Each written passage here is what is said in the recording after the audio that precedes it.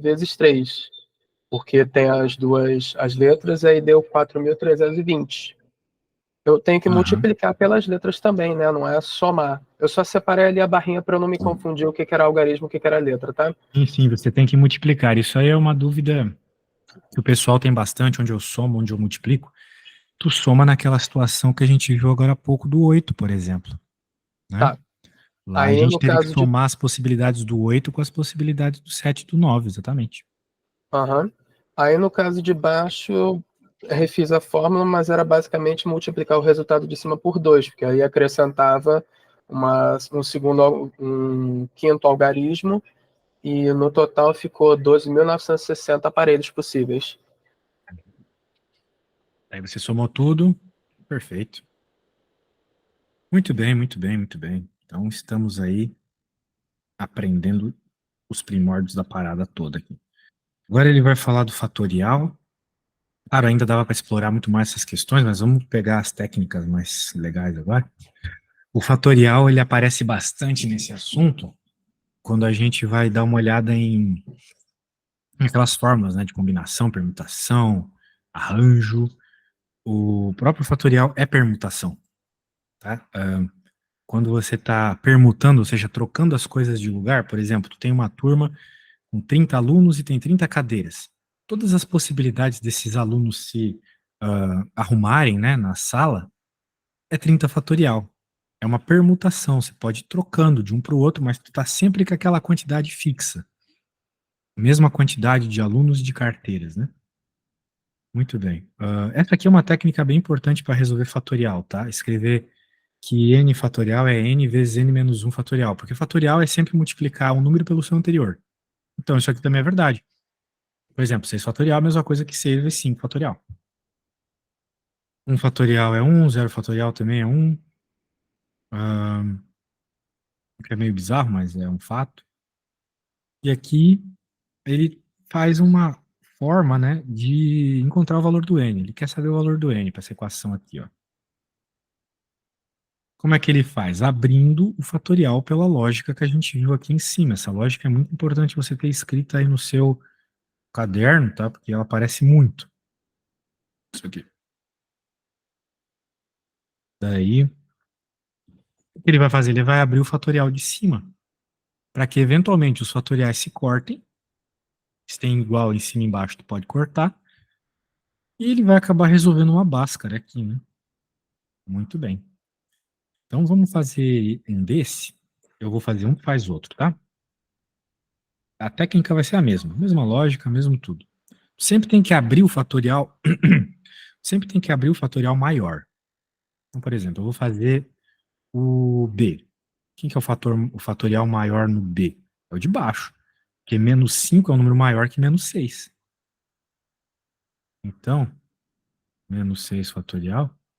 Mas como assim o 5 é maior que o 6, professor? Negativo é, né? Ó, menos 5 menos 6. O menos 6 está para a esquerda, então ele é menor. Então vamos lá. Eu posso dizer que o n menos 5 fatorial é a mesma coisa que n menos 5 vezes n menos 6 fatorial. Estou diminuindo. Certo? Concorda comigo? Aham. 1 sobre 32. Pronto, uma vez que eu tenho os fatoriais, eu corto e já não me preocupo mais com o fatorial. Porque o fatorial é um problema, né? Ele tem que ser cortado, senão eu não consigo achar o valor do n. É muita conta, né? Fazer os fatoriais infinitos aí, sei lá quanto é que vai dar. N menos 5 igual a 1 sobre 32. Pronto. Uma vez que está assim, ó, aquela coisa que vocês adoram fazer, multiplicar cruzado. Então vai ficar n menos 5 igual a 32, significa que n igual a 37, ok? Essa foi a minha. Agora tem que fazer a tua pela mesma ideia.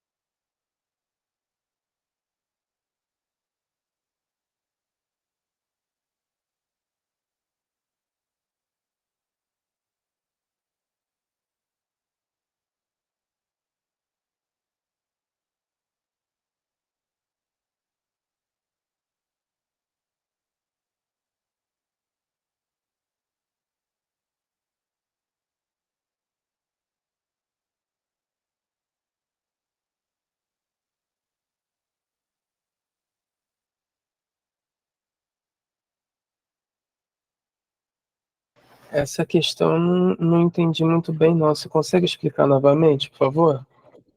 O que eu fiz aqui, me diz, nessa parte de cima? Você multiplicou os fatoriais de baixo para poder diminuir do de cima. Não. Eu peguei o fatorial de baixo e abri ele. Eu escrevi que n-5 fatorial é n-5 vezes n-6 fatorial, certo? É só tu pensar, se por exemplo n fosse 6, ou melhor, n fosse 10, sei lá. 10 menos 5, 5 fatorial vezes 4 fatorial, certo? Tá, tudo bem. Eu fiz isso para quê? Para que aparecesse o cara de cima e eu cortasse. Como eu falei para você, a gente sempre tem que abrir o que é maior. Quem é maior aqui, o n mais 7 ou o n mais 6? N mais 7. Então, como é que quando tu abrir o n mais 7 vai ficar como? Pela mesma lógica que eu abri o meu aqui. N mais 7 vezes N mais 6? Fatorial, exatamente. E daí esse n mais 6 fatorial de cima com n mais 6 fatorial de baixo, tu corta. Beleza? Então, N é igual a 8, já que passa o 7 para lá diminuindo, né? Exato. Igual a 8. Maravilha.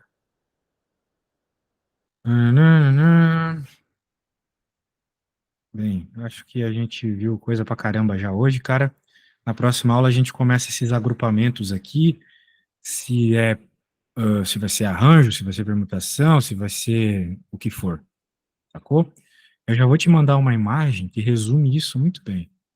Eu sempre usava ela para aprender até a hora que eu decorei. Te mandei no WhatsApp. Basicamente, tu vai olhar para o teu problema e vai pensar assim, o número de objetos é igual ao número de posições? Por exemplo, aquela situação que eu falei na sala de aula. 30 carteiras, 30 alunos. Se for igual, permutação. E é só fazer o fatorial. Daí os outros casos de repetição a gente conversa. Número de objetos é igual ao número de posições? Não. Se não for, por exemplo, tem mais alunos que carteiras, ou tem mais carteiras que alunos, tanto faz. Você vai se perguntar ainda, a ordem importa? Por exemplo, a ordem pode importar se você estiver falando de posições numa corrida. Se importa, arranjo. Se não importa, combinação. Ok? A ordem importar não é tudo aqui, sim se há semelhança. Né? Quero dizer assim, alunos são distintos. Agora, bolas de uma cor, de uma mesma cor, tipo bolas azuis, não são distintas. Então é esse tipo de situação que tu vai ter que pensar para usar ou arranjo ou combinação, beleza? Mas a gente fala mais sobre isso na próxima aula, se não tiver um outro assunto para tu ver, tá bom? Tudo bem.